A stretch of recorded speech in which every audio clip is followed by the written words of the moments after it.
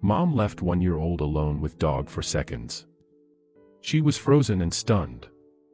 Despite having had the dog for only a few days, she was sure he had a gentle nature and would not pose a threat to her family. Yet here he was, manhandling her child. She had only had her back turned for a few seconds. She got ready to retaliate, but then she noticed something that made her think twice. And when it dawned on her what was really going on, she couldn't believe she had been this close to the unimaginable. And it all began when Catherine Svilicic and her husband had their daughter, Charlotte. After a few months of being a family of 3, they decided to expand it further. But, rather than have another baby, they thought it would be good for Charlotte to have a furry brother or sister. This would teach her responsibility and give her a loyal companion. But they didn't want just any dog. The Svilicics thought of buying a puppy from a breeder so they could get a dog with the exact characteristics they needed for their family. But they also wanted to give a loving home to a dog who didn't have one. As fate would have it, they soon learned of a rescue dog who had originally come from a breeder. The only problem was that his breed had a reputation for aggressive and unpredictable behavior. The dog in question was an adult male Doberman Pinscher. Dogs of this breed were originally bred as personal protection animals, so they are genetically predisposed to show ferocity and aggression. Their reputation certainly mirrors those traits, even though modern breeders have bred them to be more gentle and friendly. It certainly doesn't help that many Dobermans are used as guard or police dogs. But there was something special about the dog that Catherine encountered. This Doberman had been bred by Kerry Kinder, owner of the Doberling boarding kennels in Atherton, Australia. She sold him to a customer but later found out that he was being mistreated, so she rescued him. His condition was dire. He was starved and had broken ribs, which indicated he had been beaten. It was so bad, in fact, that vets pondered the possibility of putting him down. But then Catherine came into the picture. Catherine's husband had some reservations. Had they chosen the right dog for the family? And had they really thought everything through? He didn't want the excitement of getting a new family member to cloud their judgment. But his reservations were quickly swept away as he got caught up in the excitement. They were getting a dog. Even after learning of his turbulent past, Catherine couldn't help falling in love with this dog once she met him. He had a personality that made her feel at ease, and so, despite the warnings, she adopted him and named him Khan. She couldn't wait to bring him home to meet his 17-month-old daughter. But that didn't mean she was going to be reckless with a strange new dog in her house. She decided to take every precaution. For the first few days that Khan was in Catherine's home, neither she nor her husband took their eyes off him. Baby Charlotte was mesmerized by her new furry brother, and he seemed to behave pretty well around her, always acting calm and gentle. Catherine thought to herself that she'd made the right decision, although she remained careful when the dog and the baby interacted. Then, one day, her whole perspective changed. For days after bringing Khan home, Catherine took Charlotte out into the yard and let the two of them play together while she washed the dishes. As if sensing that something was amiss, she glanced out the kitchen doorway and was met with a sight she'll never forget. But before she could make a move to stop it, it was already too late. Khan kept nudging Charlotte and pushing her with his muzzle, something Catherine had never seen him do. He was pushing the baby around, as if he was trying to get her to react. Charlotte was oblivious and continued to toddle around. Then, he clamped onto her diaper with his teeth. Catherine bellowed Khan's name as she watched in horror. Catherine's mind raced at 1,000,000 miles a minute.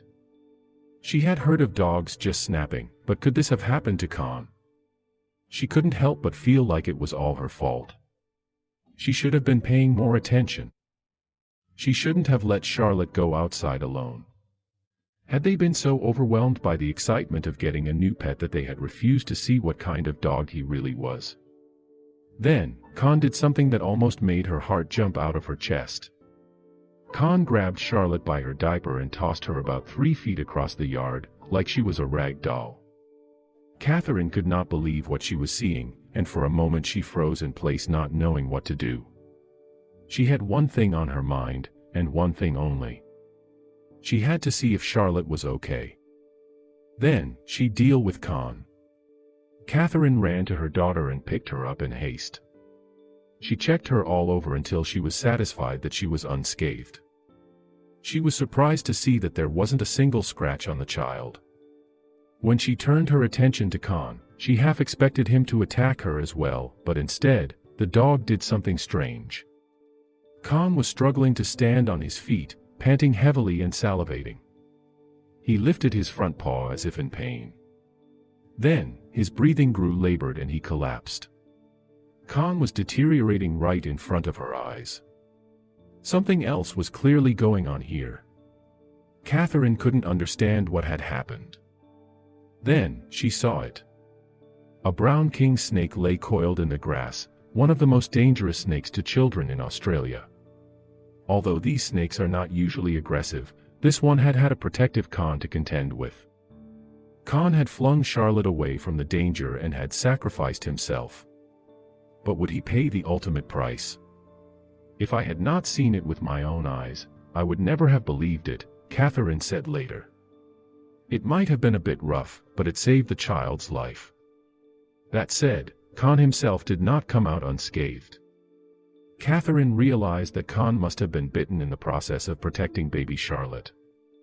Knowing the dangers of Australian wildlife, Catherine was well aware it was a race against the clock now. Khan needed to get to the vet and receive antivenom fast. There was only one problem. Catherine was home alone with Charlotte and Khan, a 90-pound dog. Still, she wasn't about to let him die after he had saved her baby's life. With as much strength as she could muster, she picked up the injured dog and somehow got him in the front seat of her car. "If you asked me to carry his weight right now, I don't think I'd be able to do it," she said, realizing it must have been the adrenaline rush. Now it was on to the vet. Driving as fast as she could, and probably ignoring some traffic regulations, Catherine made it to the vet, who rushed Khan in and gave him a shot of antivenom. Though Catherine was anxious to know how her dog was doing, the vet told her they'd have to wait till the next morning to see if the antidote had worked. Reluctantly, she went home, not knowing what the outcome would be. King brown snakes, or mulga snakes, are the most widespread venomous snakes in Australia. Though their venom isn't known to be fatal to adult humans, it definitely could kill a dog or small child. Perhaps thanks to his size and weight, Khan made it through the night. An expert believes it's possible he survived because the snake wasn't able to inject all of its venom into his paw. Whatever the reason, Catherine was extremely grateful. If Khan wants a gold bowl, Khan gets it. "We owe him for the rest of his life," said Catherine. Khan's breeder, Kerry, knew he had it in his blood. In fact, she mentioned his grandfather once saved a child in similar circumstances. And Khan himself was grateful to the Svilisics for giving him a loving home. He was starving for attention and wanted to be loved because he came from an abused home, so I'm not surprised about what he has done at his new home, Kerry added.